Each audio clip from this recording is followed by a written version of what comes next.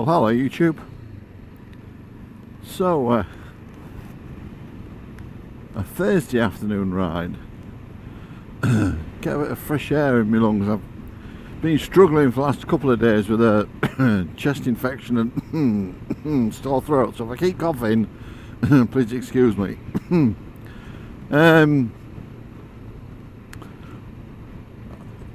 I noticed something on my cameras the other day, and I keep looking at my stuff that I've done the last couple of vlogs, and it's like they look a bit pale and washed out. What the hell's going on with it? You know, I compared it with some of my earlier stuff and thought, well, they definitely don't look the same.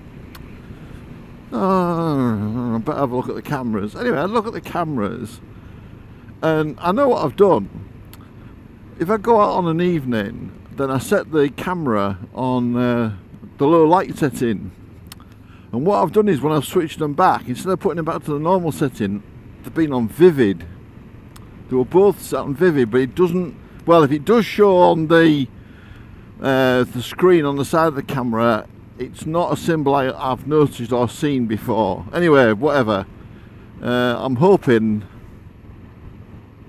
wow, they've made a difference to that old pub. It's now become a private residence. Wowzers. Yeah, I'm hoping that sorted it out, because it looked really washed out.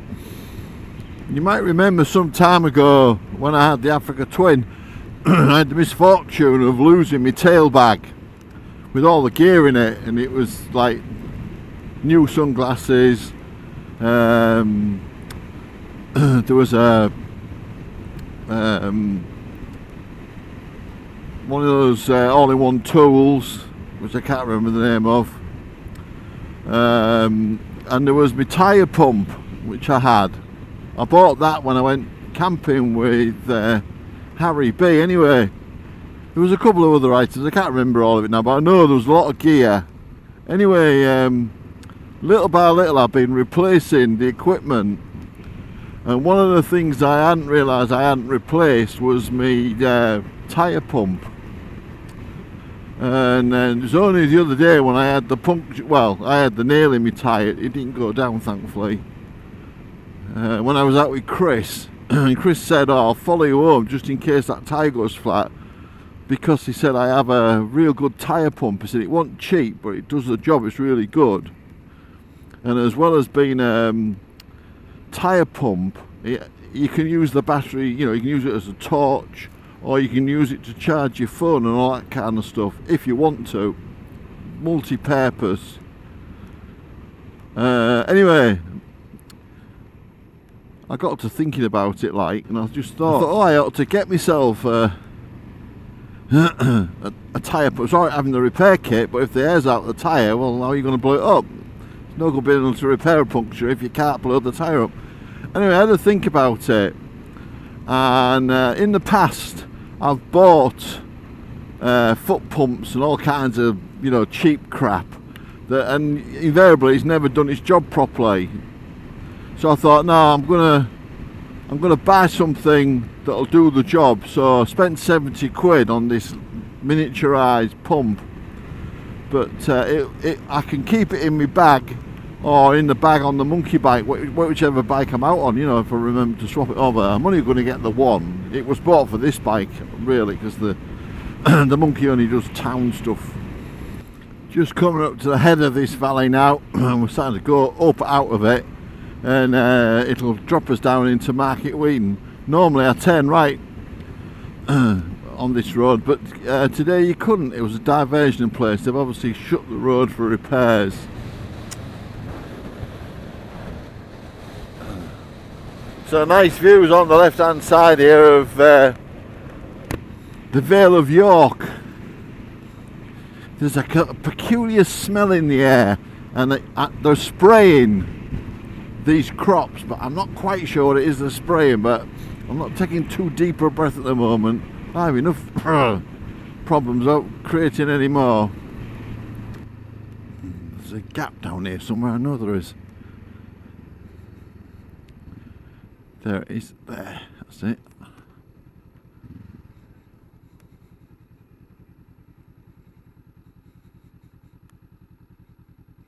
That's what I'm looking for.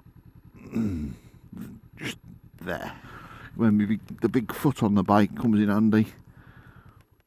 Let's get off for 5 minutes. Now then. Across this wonderful smelling oilseed rape. That's not a bad view, is it? Drax power station off in the distance. Yeah. And I'll, while I'm thinking about it, put that up there.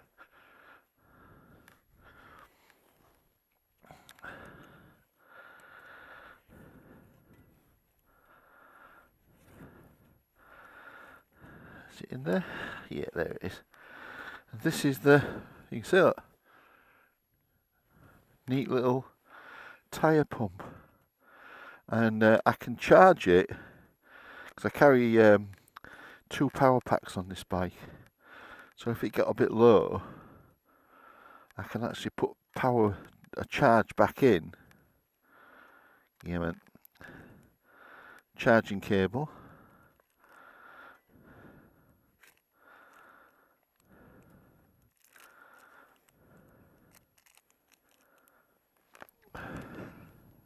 That doesn't want to work. What have I done here?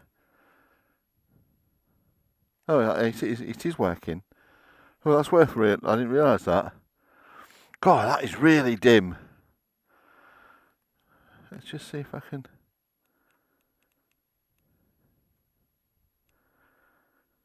Yeah, it is on. Wow. I can't believe how dim that is. That's not good to see.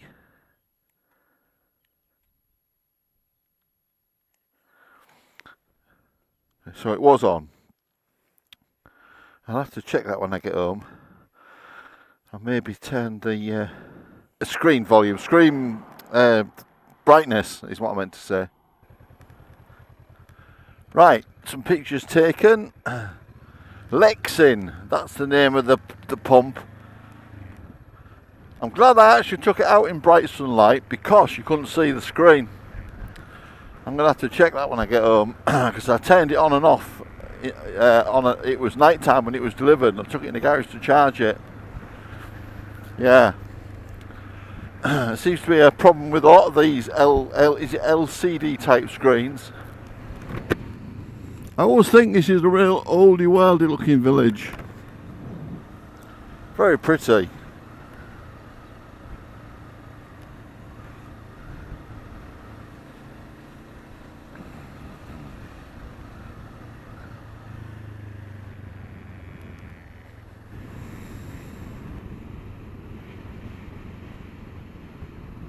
Some time ago I said about the possibility of replacing the cameras. I did a bit of research into it. And the one that came up as the most likely replacement was a DJI. However, when I took a look at it and compared it to my existing Drift Ghost, I realised that I would still continue to film in 1080 at 30 FPS because that's what my computer's happy to deal with, and I didn't want the expense of having to buy a new computer. I've just got no interest in it. And then the next thing that came along was none of them have this remote control, and the one thing that I really like about the Ghost is this remote control. I think every camera that Drift's made since the Ghost where they haven't had that remote control has been a step backwards. I've never, second time today I've seen this van.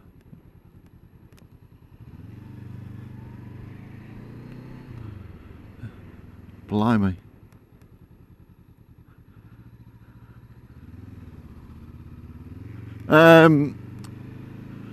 And I just came to the conclusion, I thought it was a definite step backwards, not having access to remote control. And yeah, I know you can control some of these cameras on a phone, and I've actually tried to run my Nikon camera using the phone. It's a pain in the ass, that's all I can say. That's my experience of it anyway.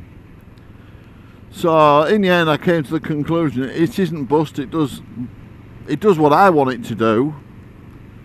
It records my journeys, and as long as it continues to work, I'm going to use it. And I've got two, so, and they're both at the moment, you know, they're fine. Every now and then they have a little bit of an up and a down, but by and large I've been very, very pleased with my drift ghosts. So I'm going to stay as I am for now.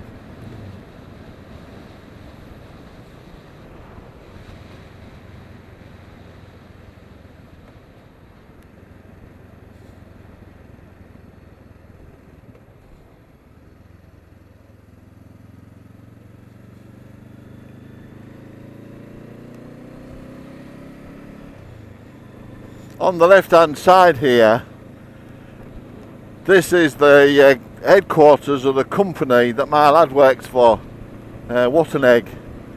It's got a real fancy office with a turf roof. It's quite unusual. It's built in an old quarry on the side of the hill overlooking the town of Pocklington. Don't know how much of it we'll see. You can't see great of it at all. Thought it was time to head in the direction of Seaways for a cup of tea. My throat is on fire. It's talk about a sore throat. It's been prickling for a while. I think it was time to get a warm drink and soothe it a bit. The land to the left, that takes us down into that goes down to Millington Woods, you know, that nice long valley road that I often ride down. I'm not going down it today, but it's over here on our left hand side. I'll save that for another day. I've done two valleys up to now, so this is basically you're riding either along ridges or down the valleys.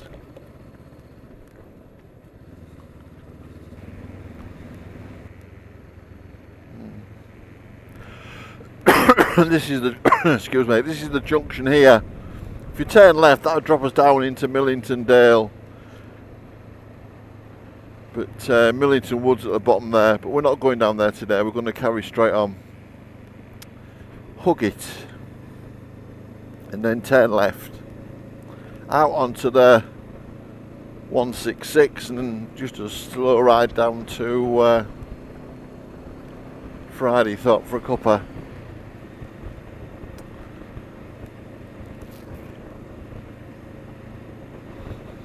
I see that Nick of Silver Fox Travels fame, he's got rid of the Cub. His 350 Enfield Classic's gone, and he's got a new bike on order, which I think Nick said it comes at the weekend, but he's not letting any of us know. He's having great fun keeping us guessing. I told James Simpson I think he's bought a Honda 50. 129. Richard will be delighted. That's the cheapest petrol I've seen in a God's age. Trust me, do not need any. 129, bloody hell. There we are, Seaways. James Simpson says he loves coming here. Look, all the daffies. Wowzers. Room for a small one.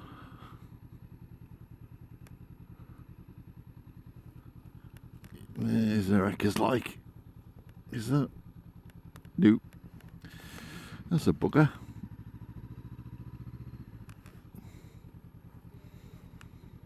Yeah, there isn't one there.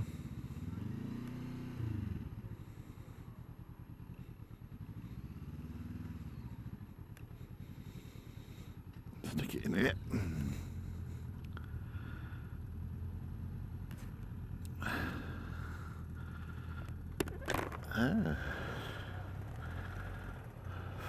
Ford Escort. What was it? Which one is it? Is it an RS? Yeah, Escort Cosworth RS. Ooh, nice.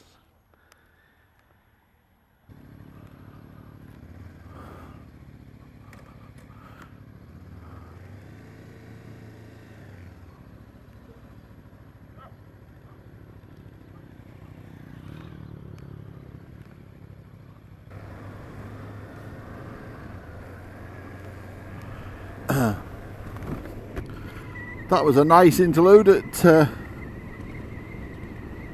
Seaways, and an interesting bike, a CB500X that had been made into a bobber.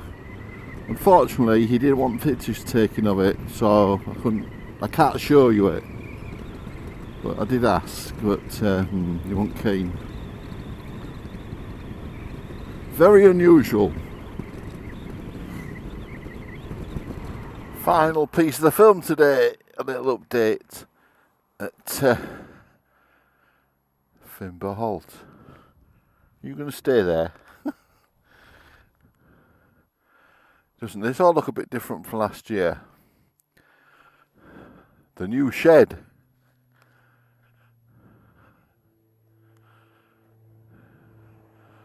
That's going to be a workshop come visitors area. And they've now got an appeal on for £100,000 to equip it. Put the rails, concrete floor. There's a couple of points needed. But yeah, it's all looking very good. Very good. They put all the walkways in, look, and painted them. But they've had a busy time.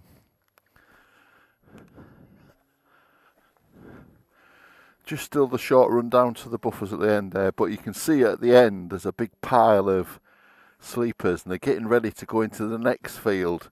They've got a short distance to go across that field on the existing track bed, and then they get to the track bed which is still actually there. That'll be something completely new. But the amount of gear they've got now, it's unbelievable. This is going to be a massive thing for them. It's going to give them a lot of help in repairing the locos and the carriage stock and making them, you know, be able to put machinery in, and I think it's fantastic. Yeah, all very nice. They've got the gates in at this side, and apparently at that side they're eventually going to put another gate at that side when they get round to it. That'll cut off the siding. And I suppose at some point they're going to have to put a signal in. They have actually got one down there, but I don't think they'd use that. But if I was them, I would use old rail, like the southern region used to do. Yeah, it's pretty cool.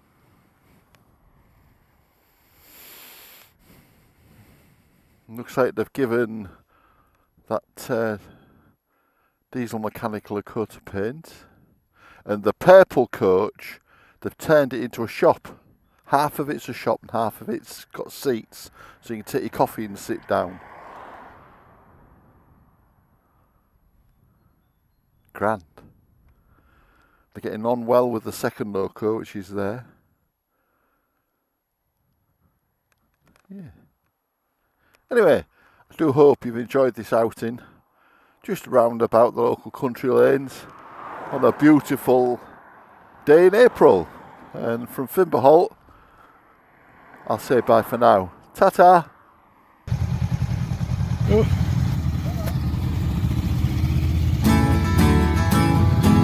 There goes Graham on the mighty sail.